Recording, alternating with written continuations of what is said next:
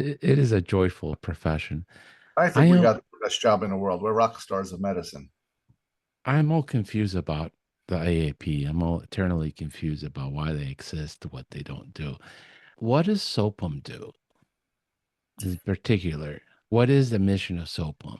They have a lot of words on the website to describe the mission that you could read, but what SOPM was for me, which I think is, gosh, I think there's all these beautiful things online about what an entity is, but really it's like, what is it to each individual person and how is it helpful to each physician?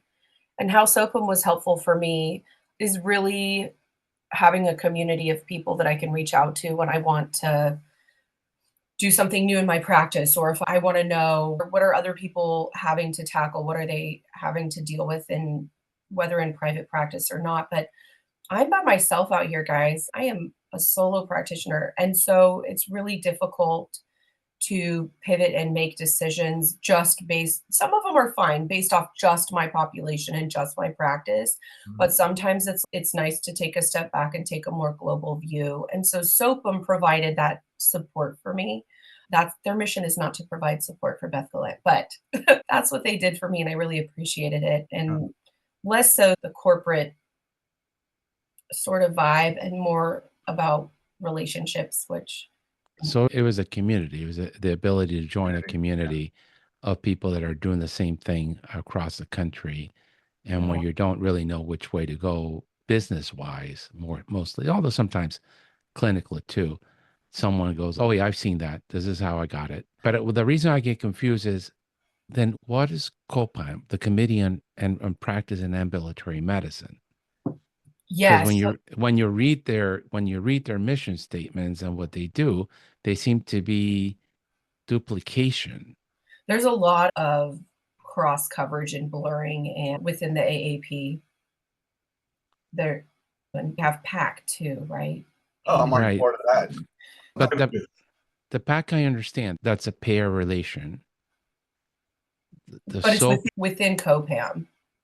oh, that's part of COPAM? I believe so. I believe so. So there's a lot of branches, there's a lot of acronyms. I oftentimes have to pull out my list of acronyms and go, wait a minute, what's that one again? And sort out in my brain what their specific role is. They each do have their own missions. I remember back in the day when I started this practice management stuff, people would Mhm. come up with questions, and I quickly go onto Sopum. I put it out to somebody, Rich Lander or some of those other giants, would immediately tell me the answer. And I go back, say, "Oh, it's so simple as this." Everybody thought I was some kind of genius, but somebody ahead of me, back to the mentoring, told me the answer. And I think that's where Mhm. medicine is starting to lose things because we're doing what we do best, see patients. And a lot of the giants are no longer practicing. A lot of the giants are no longer on Sopum. I think I'm not of the giant generation, but I learned a lot from the giants, and I'm feeling like I'm one of the last ones.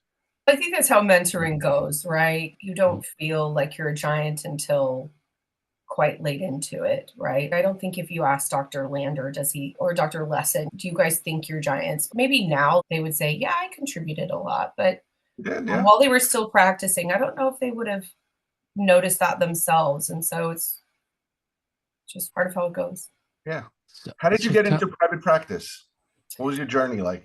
so before we Oh, go there, I want to know, describe for the audience what your practice is, because it's very different. Yeah. yeah, it is very different. I wish more practices were like it though, because it's more traditional, I think. So I am the only physician there. I have no PAs, no NPs.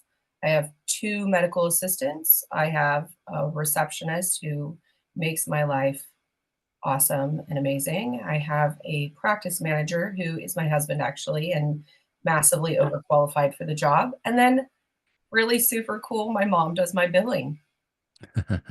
So it's a Talk about family business. that's an old school And model. and It sure is. are you on a pediatric EHR or are you in a Yes, I use PCC. Mhm. okay. Very good. Very And, good. and then because you're a sole provider, I don't know if you have kids or not, but you have a husband and a mother. Mhm. How do you what are your office hours so you can have a life and still meet the needs of your patients?